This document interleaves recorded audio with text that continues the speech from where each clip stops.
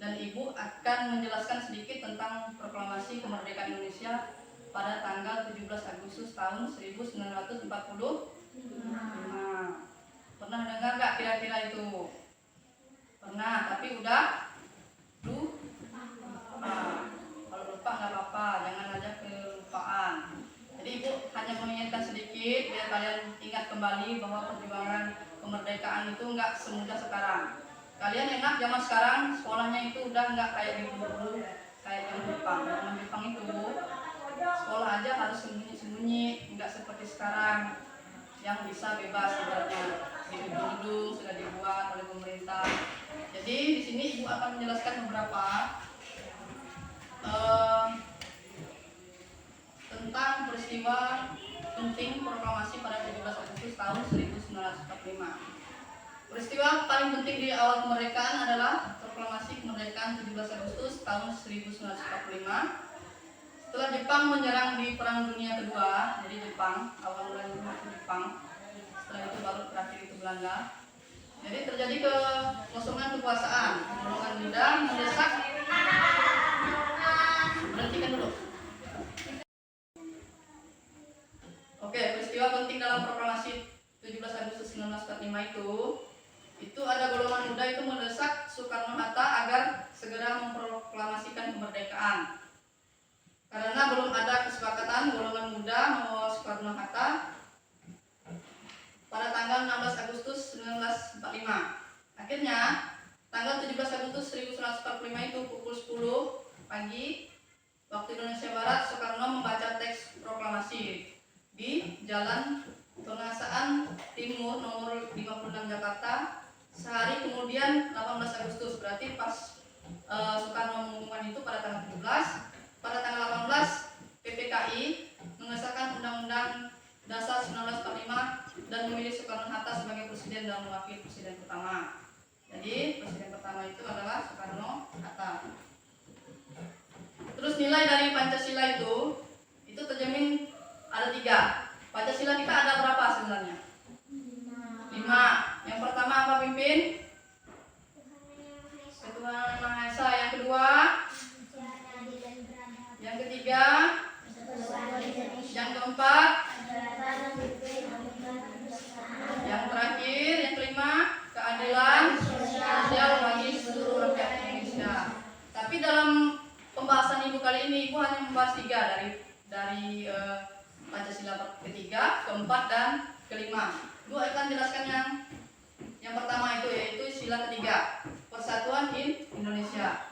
Meski golongan tua dan golongan muda awalnya beda pendapat tentang waktu proklamasi, mereka akhirnya bersatu demi satu tujuan. Jadi mereka itu meskipun tua dan muda, mereka gabung menjadi satu. Untuk apa? Untuk memerdekakan atau merumuskan yang sesuai Soekarno-Hatta bilang, yaitu tentang proklamasi pada tanggal 17 Agustus tentang kemerdekaan Republik Indonesia. Jadi tua dan muda itu mereka bersatu untuk satu tujuan bahwa Indonesia itu harus merdeka pada tanggal 17 Agustus. Terus selain sila ketiga tadi Ibu menjelaskan sila yang kedua atau sila kedua. Yang kedua itu sila keempat, kerakyatan yang dipimpin oleh hikmat kebijaksanaan. Terus yang terakhir yaitu ketiga. Jadi setelah mereka membahas itu, mereka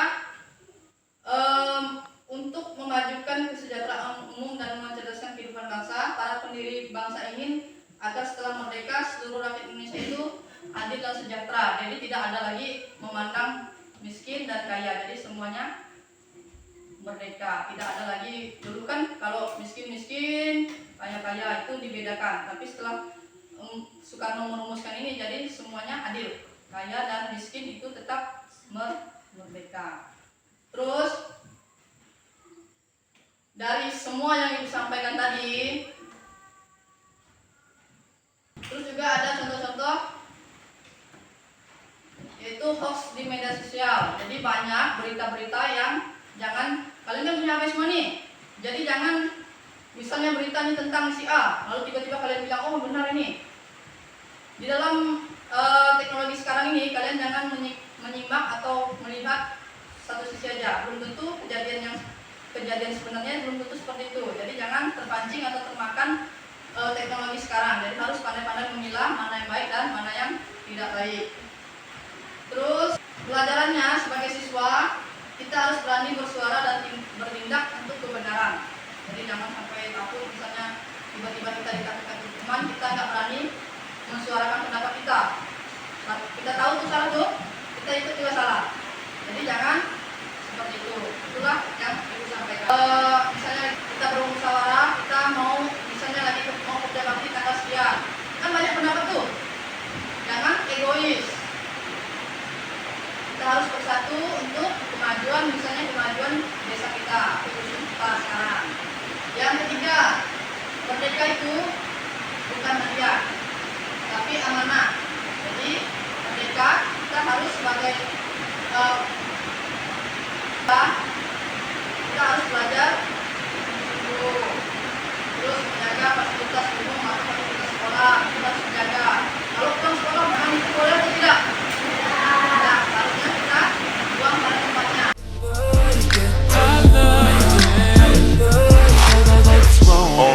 Pull your panties down from under